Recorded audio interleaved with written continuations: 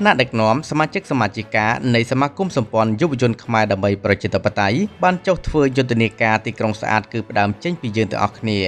នៅថ្ងៃអាទិត្យ7កើតខែមិញឆ្នាំម្សាញ់សប្តាហ៍សពុទ្ធសករាជ2569ដែលត្រូវនឹងថ្ងៃទី25ខែមករាឆ្នាំ2026ថ្នាក់ដឹកនាំសមាជិកសមាជិកានៃសមាគមសម្ព័ន្ធយុវជនខ្មែរដើម្បីប្រជាធិបតេយ្យ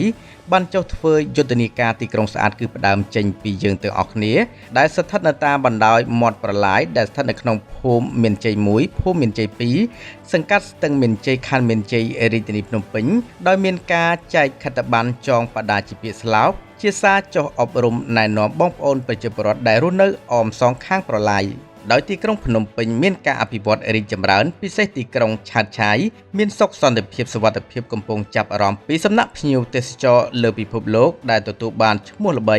និងជាទីក្រុងទេសចរសម្រាប់ដំណើរកម្សាន្តទាំង20ដណ្ដើមបានលំដាប់ប្រទេសសៀមទីក្រុងបាងកកដូចនេះយើងត្រូវតែចូលរួមថែរក្សាអនាម័យបរិស្ថានដើម្បីទីក្រុងយើងបោសសម្អាតមាត់លូមាត់ប្រឡាយជាប្រចាំកុំបោះសម្រាមបោះដីចូលប្រឡាយត្រូវស្ដាប់តាមការណែនាំរបស់អាជ្ញាធរកុំរំលោភចំណុចផ្លូវទ្រូងផ្លូវសាធារណៈជាប្រយោជន៍របស់ខ្លួនរំលោភរំខានសិទ្ធិអ្នកដទៃត្រូវបង់ថ្លៃប្រមូលសម្រាមឲ្យបានទៀងទាត់រាល់ខែយកសម្រាមចេញមកក្រៅឲ្យទាន់ពេលវេលាកំណត់របស់ក្រុមហ៊ុនប្រមូលសម្រាមត្រូវញែកសម្រាមឲ្យដាច់ពីគ្នាទីក្រុងស្អាតគឺផ្ដើមចេញពីយើងទាំងអស់គ្នា